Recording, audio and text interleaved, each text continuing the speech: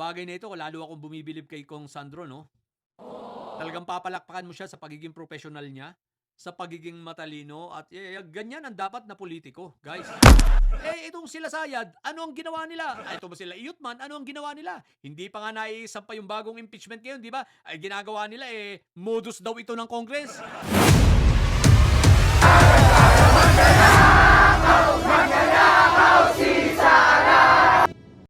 Guys, eto lang good morning again dyan at good evening rito, no? Eto, kakapasok lang na balita, no? Si Kong Sandro Marcos ay naglabas ng press release, no? Na sinasabi niya na sa lahat ng mga magiging investigation, deliberation regarding sa sa impeachment case ni PBBM, siya ay mag-i-inhibit. So, ibig sabihin, hindi siya mag-i-involve. Siya ay mag-i-inhibit sa lahat ng kahit anong discussion, kahit anong deliberation, basta patungkol sa impeachment ni PBBM, siya ay hindi makikialam sa madaling salita. Sa bagay na ito, lalo akong bumibilib kay Kong Sandro, no? Talagang papalakpakan mo siya sa pagiging professional niya, sa pagiging matalino, at ganyan ang dapat na politiko, guys. Eto tingnan ninyo ang pagkakaiba nitong nila Iyutman at nitong anak ni Iyutman dito kay Kong Sandro Marcos, no? Kita mo yung professionalism, ibang-iba. Dito sa mga may sayad siblings, may narinig ka ba sa kanila? Bagkus, ang gagawin pa niyang mga yan, mga dumipensa ng dumipensa.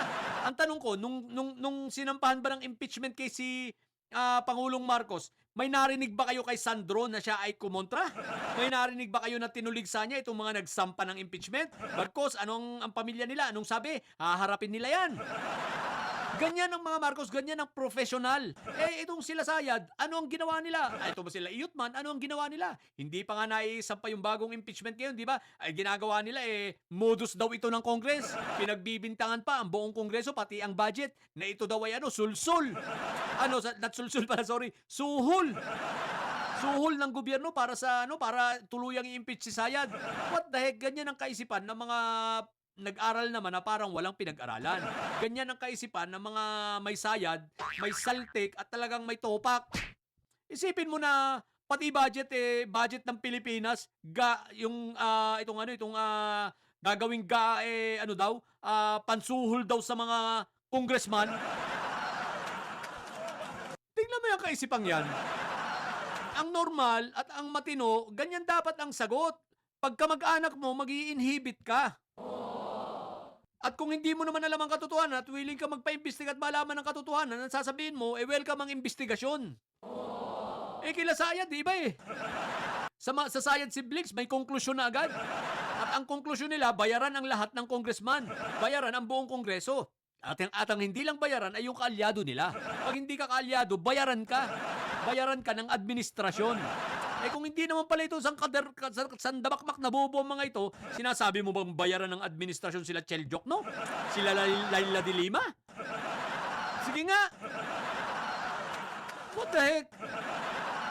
Tapos ang malilinis lang sino? Si Trojan Horse? Na si Toby Chanko? Na si Toby Chanko na walang ginawa sa nabotas kundi mangubra lang na mangubra ng budget? Hanggang ngayon hindi maisaayos-ayos ang nabotas. Sa tinagal-tagal na nilang nakaupo doon, di ba? Hanggang ngayon ang nabotas ay butas-butas. Sige nga. Sino ang matino sa inyong congressman? Si Marcobeta? Si Miao Miao? Ay Diyos ko po, Rudy. Sino? Si Lipiste?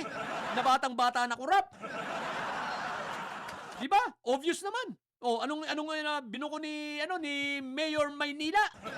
Di ba? Mayor Atienza. Maynila, make them understand.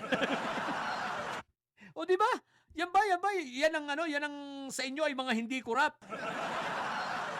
Pero ang pinag-uusapan dito ay ang pagiging professional. Kaya rito sa bagay nito, sinasaluduhan natin si Congressman Sandro Marcos. Yan ang professional. Diyan mo makikita ang matinong kongresista, ang may matinong pag-iisip kumpara sa pag-iisip ng mga Duterte. Basta ikaw ay makatae, makasayad, may saltik, basta dutae, matik yan. Ang utak niyang kriminal. Kung magsalita, kala mo taga-kanto lang, parang mga congressman, parang hindi mga opisyal ng gobyerno. Mas mabuti pa minsan yung tambay sa kanto, may respeto pa may galang pa Etong mga ito talagang wala baluga. Kumbaga sa saltong putik. Di ba ka? Sino sa magkakapatid na yan nasa katinuan? Simula kay Pulong, kay Iyutman, hanggang kay Kitty, ay yung masasabi mo, Diyos ko po Rudy. Hanggang sa kaapu-apuhan ay Diyos ko po Rudy. Mapapawat dahig ka na lang. O di ba pero kita mo naman, yung sinasabi nilang mga adik ang pamilya, mga bangag ang pamilya, ganyan ba ang bangag? Sandro Marcos, ganyan ba ang bangag? Pag ganyan ang bangag, wala nang matinong tao sa Pilipinas. Tapos ang sasabihin yung hindi bangag ay yung mga katulad ni pangalan ito, ni Barbie. Si Barbie na jowa dati ni anong pangalan pa? Pupunta na tuloy tayo sa showbiz. Yung may video-video pa sila. Mga halatang palong-palo. Basta yan, si Barbie, yan bang nasa katinungan? Diyos ko po, Rudy. Nasa katinungan ba yung may sayad na nanununtok? Nanununtok ng sheriff? At pagkatapos, hindi lang basta nanununtok, nagbabanta pa, pati ba naman yung patay na matandang Marcos, kahit itatapon sa dagat? At magbabanta pa na nag-hire na daw siya. Nag-hire na siya ng killer.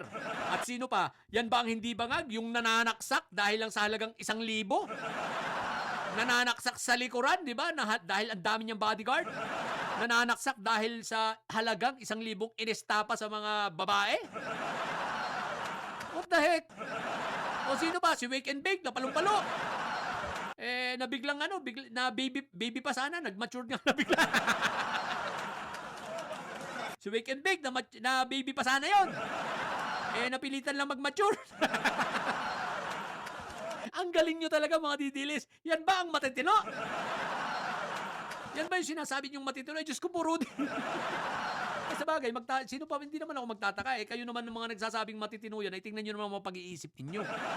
Isipin nyo pati yung karton, sinusubuan nyo. What the heck? Pag hindi nyo susubuan, jajaketan. Tapos pupunasan. Ang malupit pa nito, yung isang babae, gusto pang hubaran. Gustong hubaran si Pentaboy. Karton na nga, huhubaran mo pa. Kung ikaw ay nasa tamang pag-iisip ka pa ba? Pati yung karton gusto mong hubaran para punasan mo, tanggalan doon ng pawis. What the heck? Di ba? Ang mga taga-sunod dito, mga didili, basta didili, si Raul. Hindi na normal. Si Raulo ng putik. What the heck? So yun lang. Kaya kudos kay Congressman Sandro Marcos, talagang ang galing mo. Ganyan ang dapat. Napaka-professional. Yan ang dapat ng mga politiko natin, no? Dapat ganito. Ito ay napakagandang halimbawa. Ito ay napakagandang president, no? Sa isang majority floor leader, tama ba ako, no?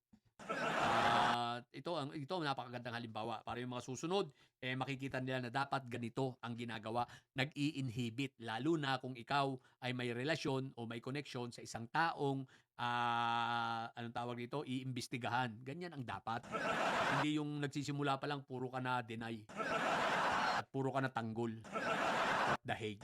Sa mga bobong didilis dyan at may sayad, ang tatay nyo ay karton.